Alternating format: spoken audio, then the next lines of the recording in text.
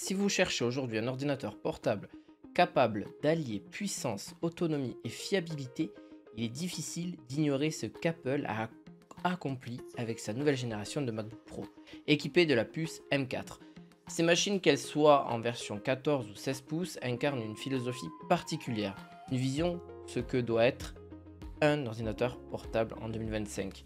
Dans ce documentaire, nous allons plonger ensemble dans le cœur de cette machine, décortiquer ses points forts, mais aussi confronter ses choix aux concurrents du monde Windows, car il est si évident que le MacBook Pro M4 impressionne par son autonomie et sa puissance. Il est essentiel de comprendre pourquoi et comment Apple en est arrivé là, et surtout ce que cela change pour les utilisateurs au quotidien. L'histoire du MacBook Pro est déjà longue. Depuis plusieurs générations, il a toujours été pensé comme une machine destinée aux créatifs, professionnels exigeants et à ceux qui veulent une station de travail transportable sans compromis sur la qualité. Avec le passage aux puces d'Apple Silicon, une révolution s'est amorcée. La rupture a été nette, une consommation énergétique drastiquement réduite, des performances jamais vues dans un monde portable et une autonomie qui a redéfini les standards. Aujourd'hui, la puce M4 poursuit cette trajectoire, mais va encore plus loin, avec des gains réels sur la vitesse de traitement, sur la gestion graphique et surtout sur la longévité de la batterie. Commençons par parler de ce qui frappe en premier. Avant même d'allumer la machine, le design. Le MacBook Pro 14 et 16 pouces n'évolue pas radicalement, mais c'est parce que le châssis est déjà une référence. Les lignes sont sobres, élégantes mais extrêmement robustes. L'usinage de l'aluminium est précis. Chaque arête, chaque courbure donne une impression de solidité. Alors, c'est pas un ordinateur qui cherche à en mettre plein la vue par des artifices, mais une machine qui inspire confiance, qui respire la durabilité. Dans un marché où certains concurrents Windows comme Dell ou Asus multiplient les déclinaisons de design et les châssis parfois plus fragiles, Apple a choisi la constance et la fiabilité. Cela se ressent immédiatement en main. Vient ensuite l'écran. Apple continue d'utiliser sa technologie mini LED ou avec le fameux liquide Retina XDR. Les noirs sont profonds, les contrastes élevés, la luminosité atteint des sommets, ce qui en fait un outil idéal pour les monteurs vidéo, les photographes ou simplement pour ceux qui aiment un affichage éclatant et précis. Là encore, face au meilleur écran LED de certains PC Windows comme Dell XPS ou l'Asus ZenBook Pro ou alors carrément Asus Zephyrus, on a aussi Apple n'a pas à rougir parce que mieux encore, la calibration d'usine est exemplaire. Quand vous ouvrez le MacBook Pro, vous êtes immédiatement face à une dalle prête à l'emploi sans avoir besoin de la régler ou de la corriger. Pour un professionnel, ce gain de temps et cette assurance de précision colorimétrique sont essentiels. D'ailleurs, je t'invite à aller voir la description, tu pourras retrouver les MacBooks dont je parle directement. Mais c'est évident, sous le capot, que la révolution se joue. La puce M4 est le cœur battant de cette génération. Gravée dans un procédé de plus en plus fin, elle intègre à la fois le CPU, GPU et Neural Engine, le tout avec une optimisation que seul Apple peut réaliser.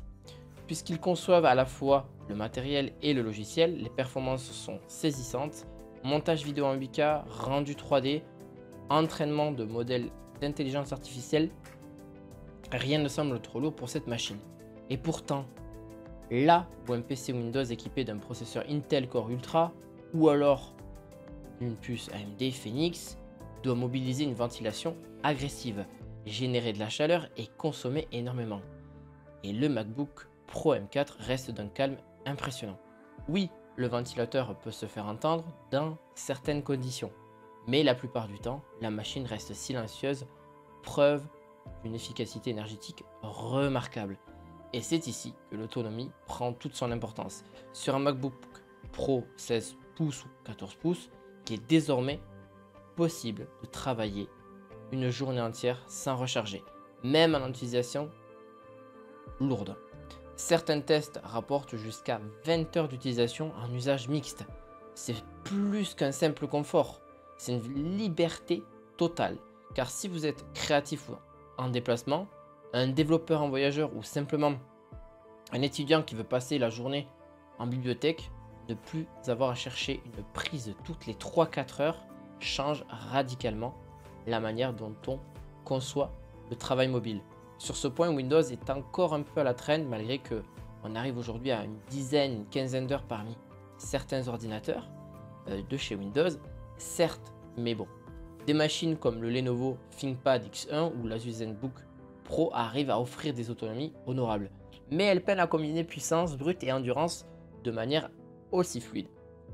Le passage à des puces ARM Snapdragon sur certains PC Windows comme le Copilot Plus de Microsoft tend à réduire l'écart, mais l'écosystème logiciel Windows n'est pas encore totalement optimisé pour ce type d'architecture. Résultat, des promesses d'autonomie intéressantes, mais souvent déçues en pratique et surtout pour la série Adobe Premiere Pro ou Adobe Photoshop qui n'est pas complètement compatible avec ce type de processeur. Ce mariage entre puissance et endurance, c'est ce qui se distingue d'Apple en 2025. Alors que la plupart des concurrents cherchent à ajouter toujours plus de puissance brute, souvent au détriment de l'efficacité, Apple travaille sur la cohérence de l'ensemble. macOS Ventura, qui accompagne ces machines, est parfaitement ajusté pour attirer et partie de la puissance M4. Les logiciels natifs sont optimisés. Final Cut Pro, il y a aussi Logitech Pro, exploite la moindre ressource de manière intelligente. Et même les applications tierces comme Adobe Premiere Pro ou DaVinci Resolve tournent mieux que jamais grâce au travail conjoint entre éditeurs et Apple. Cela contraste avec Windows, où la diversité du matériel entraîne inévitablement une perte d'efficacité, une consommation accrue et des performances parfois irrégulières en fonction des tâches que vous lui demandez. Bien sûr, tout n'est pas parfait. Certains reprocheront au MacBook l'absence de Wi-Fi 7, alors que certains concurrents Windows proposent déjà. D'autres pointeront la connectique limitée, pas d'USB-A, toujours un nombre réduit de ports, ce qui oblige parfois à utiliser un hub, mais ces manques bien réels sont souvent compensés par la cohérence générale de l'appareil. Ce que vous gagnez en stabilité, en autonomie et en confort d'usage dépasse largement ces petits sacrifices. Il faut aussi parler du prix. Le MacBook n'a jamais été un ordinateur abordable, à part ceux d'occasion, et même ceux d'occasion sont relativement chers encore aujourd'hui. Et cette génération ne fait pas exception. Mais là encore, il faut raisonner en termes d'investissement.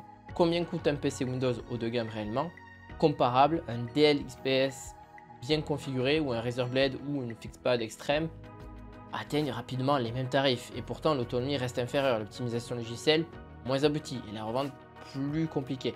Un MacBook conserve une valeur résiduelle très élevée, ce qui fait aussi sur la durée l'écart de prix réduit.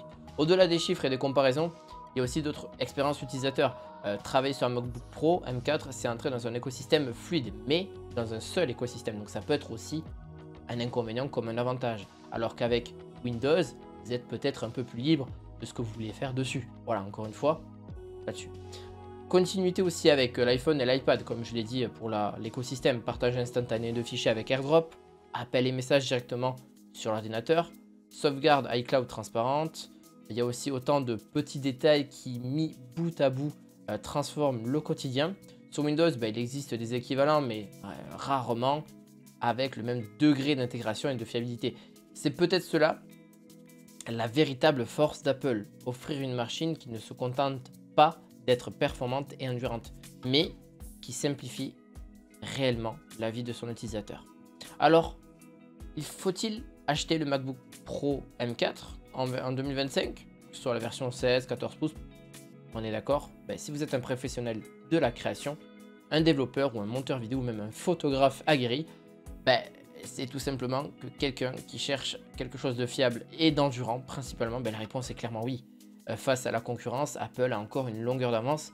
Les Dell ou peu importe n'importe quel type de concurrents Windows sont d'excellentes machines, mais elles ne parviennent pas encore à combiner autant de cohérence au niveau autonomie, puissance et expérience logicielle. Le MacBook Pro 14 ou 16 pouces équipé de la puce M4 reste donc à ce jour une référence incontournable. Mais si vous hésitez encore, dites-vous une chose, la meilleure machine n'est pas seulement celle qui offre les meilleurs chiffres sur le papier, celle qui disparaît derrière votre travail et qui vous accompagne sans jamais devenir un frein. Et c'est exactement ce que vous propose Apple avec ce MacBook Pro M4.